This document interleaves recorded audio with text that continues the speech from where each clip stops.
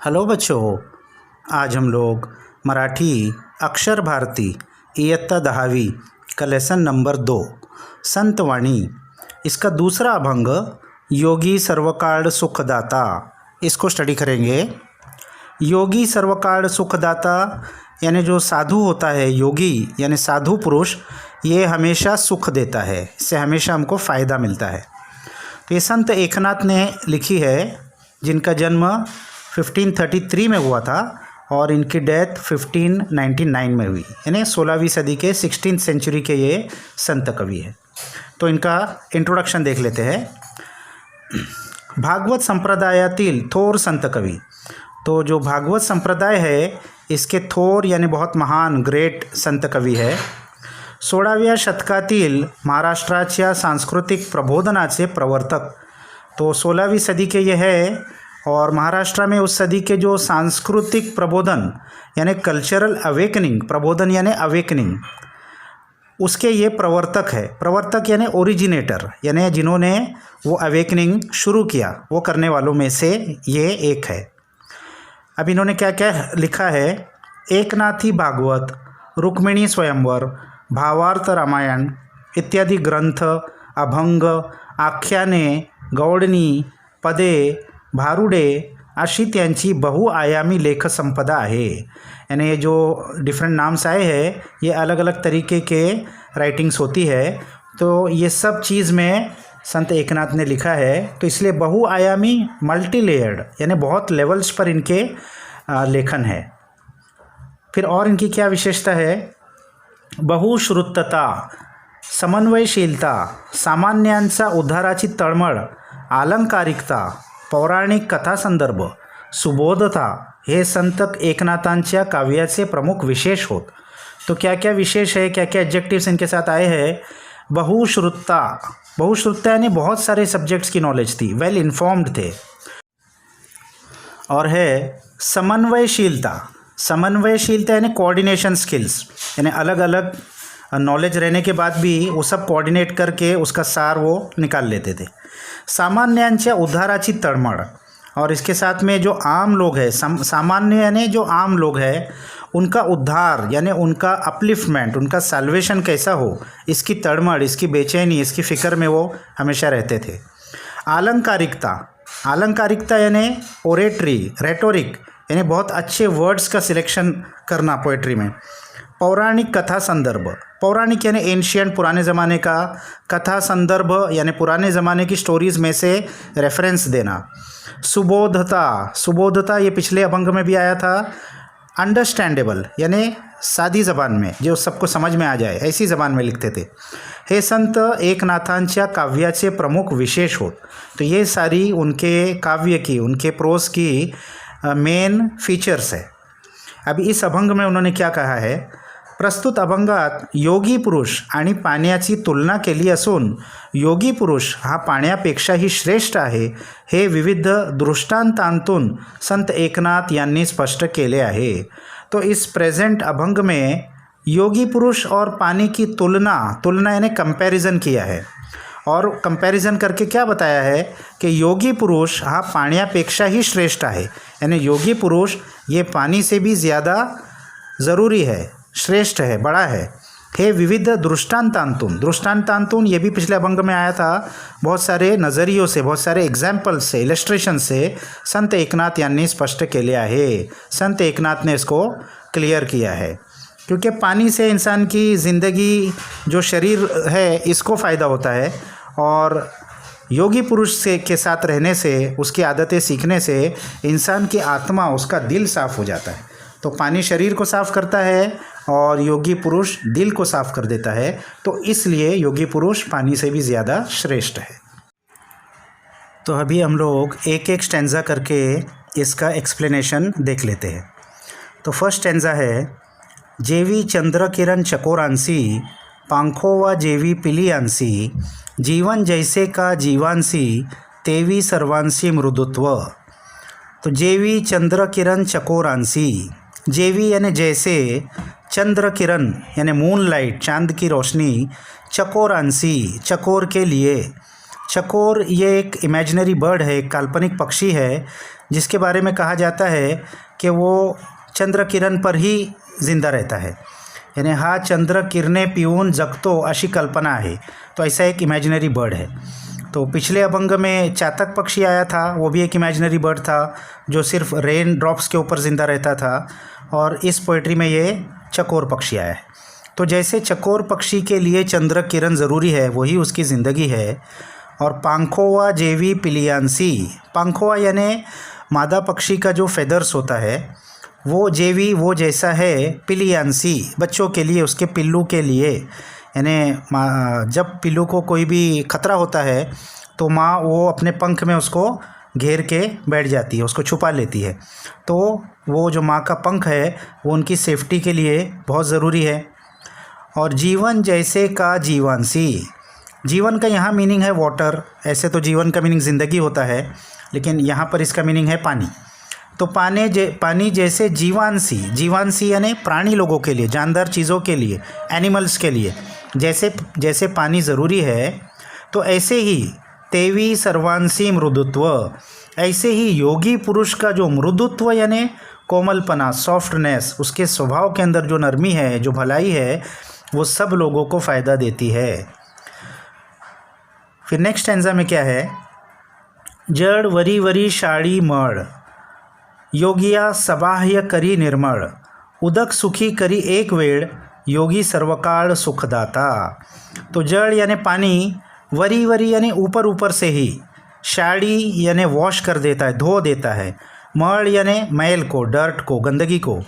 तो पानी तो ऊपर ऊपर की गंदगी को दूर करता है, यानी शरीर के ऊपर जो गंदगी है वो पानी से साफ़ हो जाती है। और योगिया सबाह्य करी निर्मल, लेकिन योगी जो है वो सबाह्य यानी अंदर और बाहर, इनसाइड एंड आउटसाइड, करी करता है निर्मल, निर्मल यानी एकदम प्योर, क्लीन, शुद्ध। यानी पानी तो सिर्फ बाहर की सफाई करता है, लेकिन योगी के साथ रहने से हमारे अंदर की भी सफाई हो जाती है, हमारा दिल भी साफ़ हो जाता है, निर्मल हो जाता है। दूसरों के लिए जो द्वेष और जो जलन, गुस्सा, ये बहुत सारी जो दिल की बीमारी है, वो सब अच्छे लोग के साथ में रहने से वो ख़त्म हो जाती है और दिल एकदम साफ़ हो जाता है। और उदक सुखी करी एक वेड़, उदक का मतलब भी पानी होता है। तो उदक सुखी करी यानी उदक से हमको खुशी मिलती है एक वेड़, एक बार, यानी जब प्यास लगी हो उस वक्त पानी पीने से इंसान को खुशी मिलती है। लेकिन योगी सर्वकाल सुखदाता, योगी हमेशा, सर्वकाल यानी हमेशा सुख देता है, यानी योगी के साथ में रहने से इंसान के स्वभाव में जो अच्छी चीज़ें पैदा हो जाती है उससे उसका पूरा जीवन सुखी हो जाता है, उसकी पूरी ज़िंदगी पे उसका असर होता है। तो यही इस पोइट्री का टाइटल भी है, योगी सर्वकाल सुखदाता। पानी का सुख एक वक्त का है, योगी से पूरी ज़िंदगी खुशियों से भर जाती है। अभी नेक्स्ट स्टैंजा में क्या है, उदकाचे सुखते किती, सवेंची क्षणे तृषिते होती, योगिया दे स्वानंद तृप्ति, सुखासी विकृति पय नाही। तो उदक हमने देखा पानी को कहते हैं, तो पानी का सुख कितना है, सवेंची क्षणे तृषिते होती, सवेंची क्षणे यानी कुछ वक्त के लिए, कुछ क्षणों के लिए, तृषिते यानी थर्स्टी, तो थर्स्टी इंसान को जब पानी मिल जाता है, प्यासे इंसान को, तो थोड़ी देर के लिए उसको खुशी मिलती है। और उसके मुकाबले में योगिया दे स्वानंद तृप्ति, योगी से जो खुशी मिलती है वो कैसी होती है, स्वानंद तृप्ति, स्वानंद यानी स्व आनंद, यानी अपने आप को मिला हुआ आनंद, इंटरनल खुशी, तृप्ति यानी सेटिस्फैक्शन। तो योगी से जो खुशी मिलती है वो इंसान के अंदर होती है, उसे कोई बाहर की चीज़ की ज़रूरत नहीं होती, यानी समाधान हो जाता है, उसके दिल में समाधान, सेटिस्फैक्शन हो जाता है। तो सुखासी विकृति पय नाही, तो वो ऐसा सुख होता है कि उसमें कोई विकृति नहीं होती, विकृति यानी कोई डिफेक्ट, कोई कमी नहीं होती। तो इस स्टैंजे का मतलब क्या हुआ कि प्यासे इंसान को पानी पीने पर जो सुख मिलता है वो वक्ती होता है, कुछ देर बाद फिर प्यास लगती है, लेकिन योगी के साथ रहने से जो समाधान, जो खुशी मिलती है वो कभी कम नहीं होती और उसमें कोई खराबी भी नहीं होती, यानी इस सुख से कोई विकार, कोई कमी नहीं है। फिर उसके आगे के स्टैंजा में क्या है, उदकाची जे मधुरता, ते रसनेसीची तत्वता, योगियांचे गोडपण पाहता होय निव्विता सर्वेंद्रिया। तो उदक पाणी, उदकाची जे मधुरता यानी उसकी मिठास, उसकी स्वीटनेस, पानी की जो मिठास है, ते रसने सीची तत्वता, रसना कहते हैं ज़बान को, टंग, तत्वता यानी उसका एसेंस जो है वो सिर्फ ज़बान तक है। पानी की मिठास कहाँ तक महसूस होती है? सिर्फ ज़बान तक महसूस होती है। लेकिन इसके मुकाबले में योगियान से गोड़पन पाहता, योगी की मिठास, गोड़पन मिठास, योगी की मिठास अगर देखेंगे, होए निव्विता सर्वेंद्रिया, तो उससे निव्विता यानी सेटिस्फैक्शन, समाधान हो जाना, सर्वेंद्रिया सारी ही इंद्रिया, यानी पानी तो सिर्फ ज़बान को खुश करता है, और योगी के साथ जो खुशी मिलती है वो सारे ही बॉडी के जो ऑर्गन्स है वो सब उससे खुश हो जाते हैं, समाधानी हो जाते हैं। तो यानी योगी की जो खुशी है वो हमेशा के लिए है, पानी की वक्ती है, और योगी से जो खुशी मिलती है वो हमेशा रहने वाली है और सारे ही जिस्म के लिए है। और पानी से जो खुशी मिलती है वो वक्ती है और सिर्फ ज़बान तक सीमित है, तो इसलिए योगी पानी से भी श्रेष्ठ है। फिर नेक्स्ट स्टैंजा में क्या है? मेघ मुखे अधपतन उदकाचे देखोनी जान, अधपाते निवती जन अन्नदान सकड़ांसी। मेघ मुखे अधपतन, मेघ यानी बादल, क्लाउड, मुखे यानी मुँह से, तो मेघ के मुँह से यानी मेघ में से, बादल में से, अधपतन यानी नीचे आना, यानी बादल में से पानी नीचे आता है। तो उदका से देखो नी जान, उदक यानी पानी, देखो नी जान, तो जब बादल से उदक पानी नीचे आता है, जब हमको उसकी जानकारी होती है कि पानी कितनी अच्छी चीज़ है, पानी से कितना फ़ायदा है। अधपते निवती जन, तो अधपाते निवती जन, तो अधपाते यानी पानी जब नीचे आता है, तो निवती यानी खुशी मिलना, समाधान मिलना, जन यानी लोगों को उससे फ़ायदा मिलता है, खुशी मिलती है, समाधान मिलता है। अन्नदान सकड़ांसी, और पानी तो पीने के लिए तो काम आता ही है, लेकिन उससे खेती भी होती है, तो उससे अन्न भी मिलता है। तो अन्नदान, लोगों को सारे ही अन्न, सारी ही खाने की चीज़ें तो पानी की वजह से ही मिलती है। सकड़ांसी यानी सब लोगों को, तो सारे ही लोगों को बहुत खुशी होती है पानी के बादल से नीचे आने से। तो तैसे योगी आसी खालुनी येणे, जे इहलोकी जन्म पावने, जन निववी श्रवण कीर्तने, निज ज्ञाने उद्धरी। तो वैसे ही, तैसे यानी वैसे ही, योगी आसी खालुनी येने, वैसे ही योगी का भी नीचे आना, खालुनी येने यानी योगी लोग, अच्छे लोग, महान लोग स्वर्ग में रहते थे, वो वहाँ से नीचे आए। जे इहलोकी जन्म पावने, इहलोकी यानी इस लोक में, यानी धरती पर जब इन्होंने जन्म लिया, तो फिर क्या हुआ?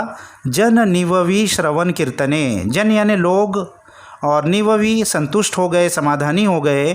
श्रवण कीर्तने, योगी का जो श्रवण कीर्तन था, उसका जो भजन कीर्तन है, उससे जो अच्छी टीचिंग्स मिलती है, उससे लोगों को फ़ायदा हुआ।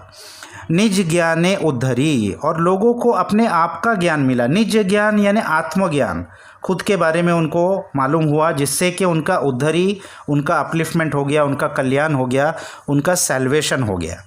यानी बारिश के पानी से लोगों को फिज़िकल ठंडक मिलती है और फूड ग्रेन्स भी मिलता है जो हमारी बॉडी के लिए ज़रूरी है। लेकिन योगी से जो ज्ञान मिलता है वो, उससे हम खुद को पहचान पाते हैं कि हमारी ज़िंदगी का मकसद क्या है। इससे हमको सही आदर्श मिलता है और हम एक सही इंसान बनते हैं, जो पानी से मिलने वाले फ़ायदे से भी बहुत ज़्यादा बड़ा फ़ायदा है।